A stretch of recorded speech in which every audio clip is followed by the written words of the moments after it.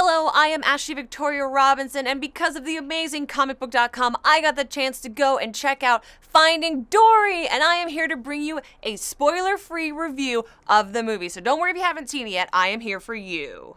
Now here's the secret thing that you don't know about Finding Dory. Finding Dory is actually the flagship movie for every child everywhere with any kind of disability, physical, mental, what have you. This was a theme laid down in Finding Nemo with Nemo's little fin, but it is much more brought to the light by Dory, and it is brought up in every scene with every character she encounters. Her short-term memory loss is something that initially gets in her way, but ends up becoming a great strength of hers and becoming one of the things that unites her with the cast throughout the movie. Andrew Stanton proves that he can deftly handle what could have been a difficult and clunky subject matter and make the movie entertaining, funny, and heartwarming throughout. Ellen DeGeneres continues to breathe life into one of Pixar's most popular character of all time, and if you didn't think that Dory was going to be cemented as an epic character in the Disney and Pixar franchises, well, now I am here to tell you that Finding Dory makes that so. Ed O'Neill joins the cast as Hank the Septipus, and he is the best Dory that a Hank could ever be. What I mean by that is that Dory is the kind of setup and the funny guy next to Marlin Straightfish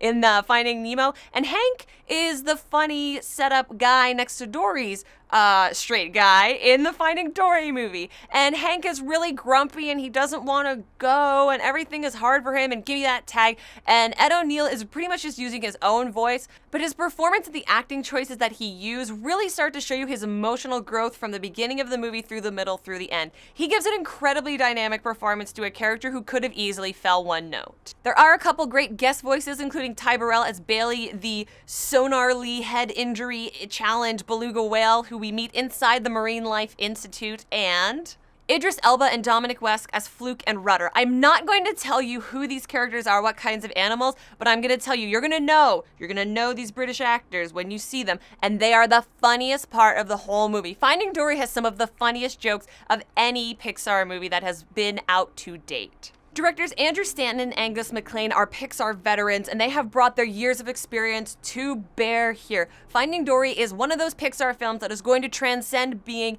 a children's film or an all-ages film, however you want to think about that. It is going to be fun for everyone in your family. It's going to be heartwarming. It's going to teach a lesson of acceptance, and it's going to have a through line that's very, very important in the modern era and strengthen some of the constructs of the nuclear family that we're a little bit worried about right now. But when you pepper in all the bright colors under the ocean, and let me tell you, the animation in the coral reef and in the water alone and how that's changed since Finding Nemo first came to bear is outstanding. The movie's beautiful, it's stunning, it teaches you an important lesson, and it has its heart in acceptance. What more could you want for a Pixar movie? I want to talk a little bit about the narrative structure of this story. Now, I'm not going to break down the entire movie of Finding Dory, but there are a lot of visual and story cues that are laid out from the beginning scenes through flashbacks, through modern era or modern time discovery that really show you the depth of thought that has gone into this movie. We know that most Pixar movies take 4 to 6 years to develop, and Finding Dory has come out through the struggle on the other side. It is smart but subtle. You don't realize until about halfway through that you are being guided toward Dory's final destination. You learn along with her, and sometimes if you're a little bit like me, you'll have a lapse in short-term memory loss, and then you find your way through it. Marlin and Nemo are a significant part of Finding Dory and Dory's adventures to the Marine Life Institute from the Australian coral reef. They do play a smaller, reduced role compared to what they did in Finding Nemo. Obviously, the shift of the focus in the story is from this side over to Dory, but they are integral, they are funny, and we see that despite the very specific time lapse that you're given at the beginning of the movie,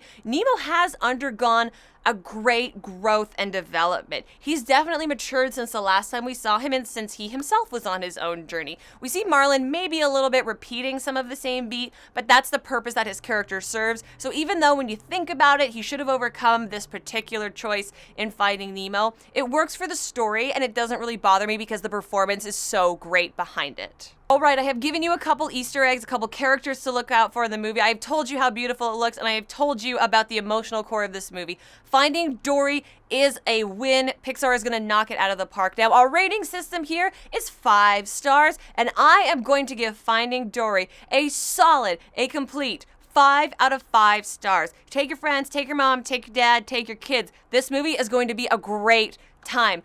Thank you so much for watching. For these stories and so much more, head on over to Comicbook.com. They have all of their great info there. Follow them on Twitter at Comicbook. Follow me on Twitter at Ashley V. Robinson. Be safe, make good choices, and take to the oceans.